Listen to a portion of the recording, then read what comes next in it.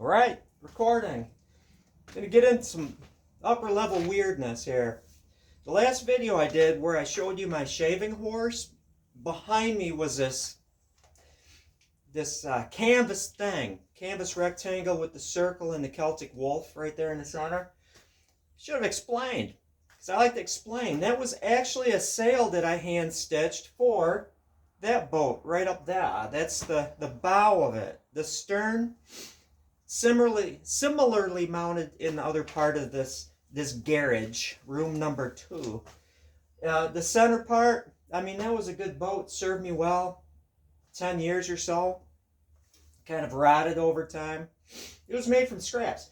The body of that thing was made from my wife's display. We'd go to art shows, and it was just 1/4-inch plywood, the mahogany stuff, Luan, and scraps of wood. And I would run out into the woods and cut down a tree and split it with my circular saw for the rails, and I made do.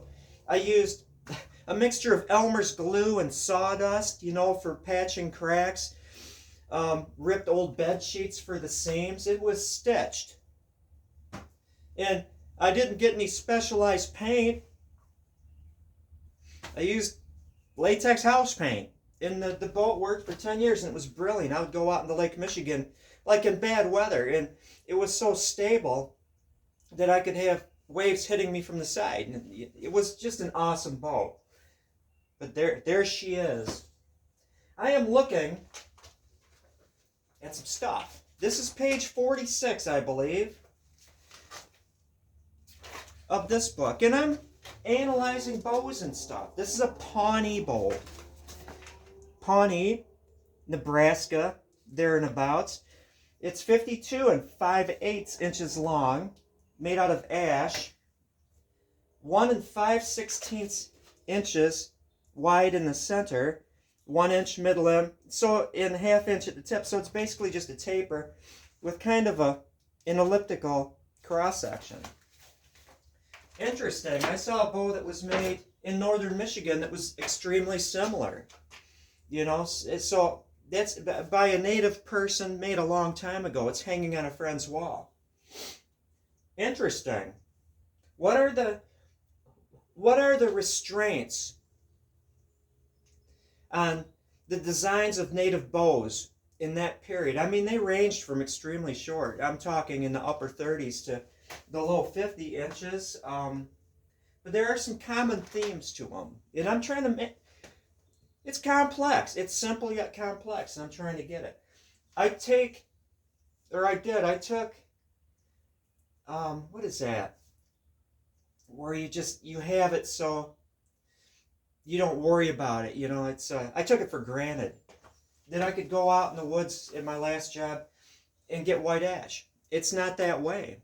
Emerald ash borer, plus I'm a city dweller now. But,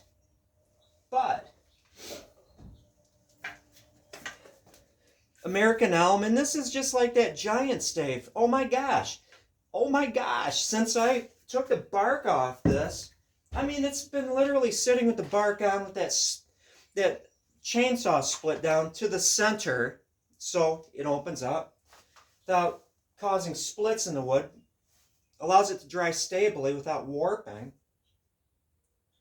And since I took the bark off like a week ago, picture it, sitting for about a year with the bark on, nothing bad happening, just drying slow. Took the bark off, and within a week or two, the drying has commenced, and it's starting to open up. It's crazy how the bark has kept this from drying, even though I didn't even paint the ends. And, they say that elm is checky, whereas you don't paint the ends to slow the drying, that it'll start splitting on the ends and go in a little bit. There is zero checkage. Another fun fact, where is it? Well, I have this choke cherry bow. I've got another stave of that around. I didn't even split it down to the center. It's just been drying as I just cut a section of the tree, just dried it. And there's no splits in it. Different woods react differently. But where was I going with this? Is that I shall use this And picture this, my friends. You know, a bow this wide, great economy of materials, and it's like 54 inches long, so it would be good for that Pawnee style bow. How many bows could I get out of this? And potentially, let me see.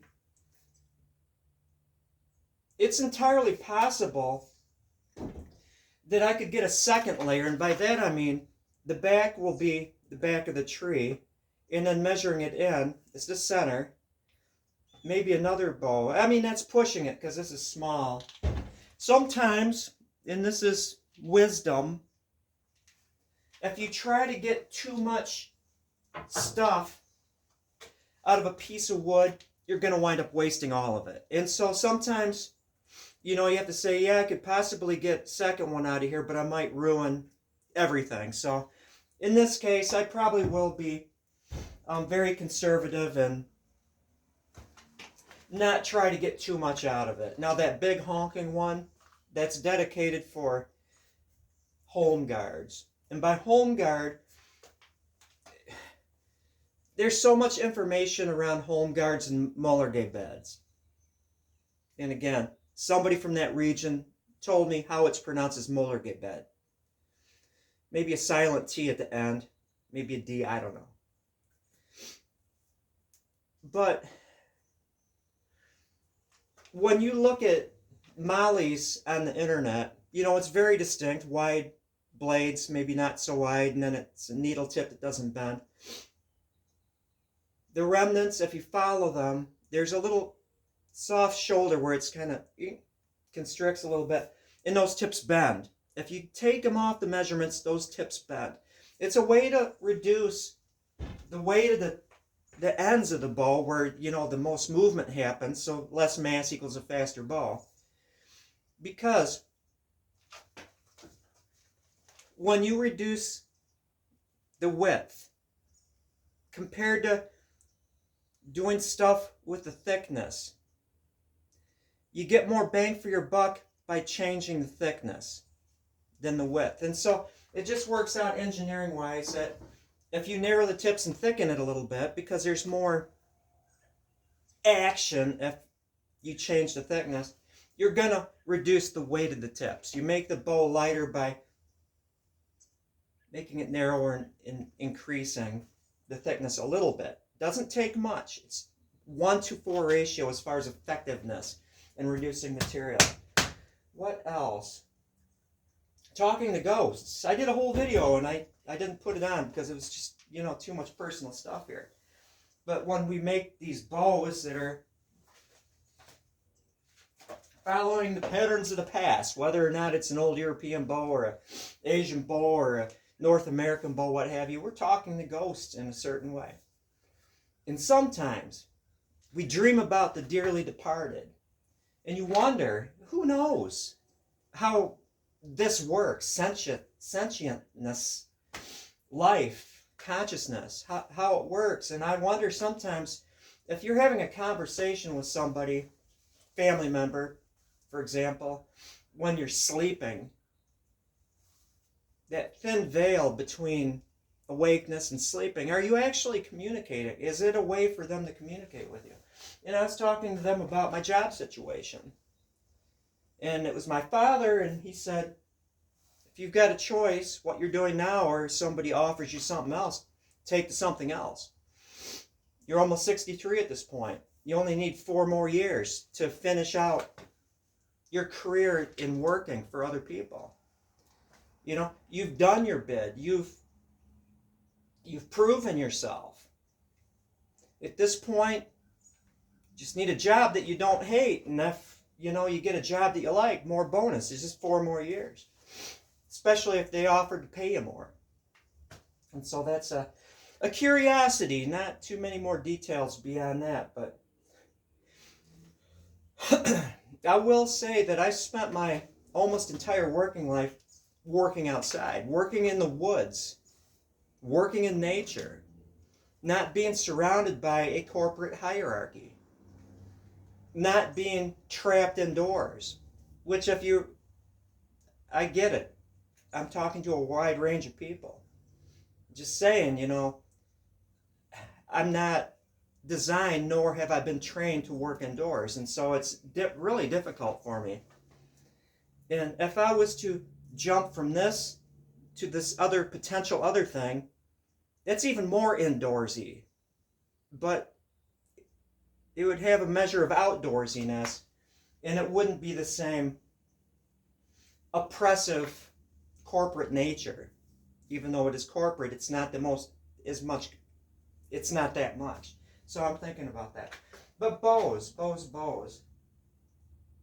I really love being down here because my space is now organized.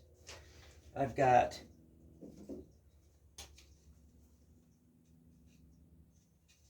this finished out. I've got an Osage longbow that's laid out, and I started working on it. I've got this little splint of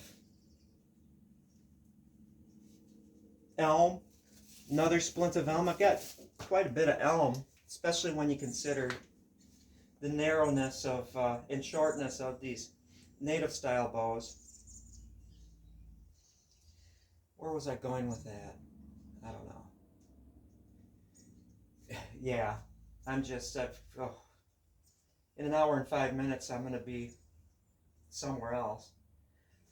But if you don't have these, this is volume 2. I need to pick up volume 1. I loaned both volume 1 and 2 out to this couple, and they never returned it. You know, I guess I'm too trusting in a way. Black locust. I've got a couple of these.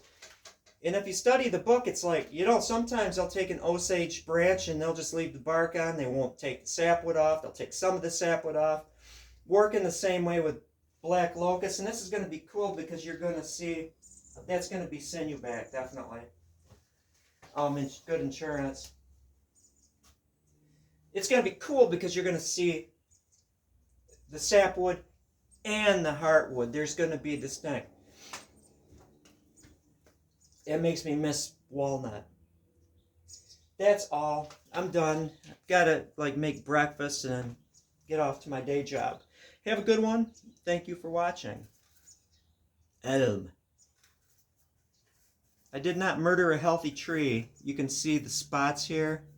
There were insects getting into it. Unfortunately, they didn't get into even the sapwood. They made it into the inner and outer portion of the bark. Didn't make it into the sapwood. This was a living tree when I knocked it down, but its days were numbered.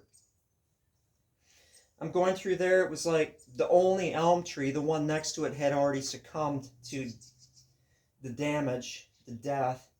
This one was going out, so I saw no reason to take the only elm tree within a long distance and take it down. Very conservative in my gathering. Not a single knot or branch was in this section, which is prime. In that giant section, similarly, not a single knot or branch. And you're saying, when I make a bow, when I chunk out the staves, I split it so I'm following the grain on the side.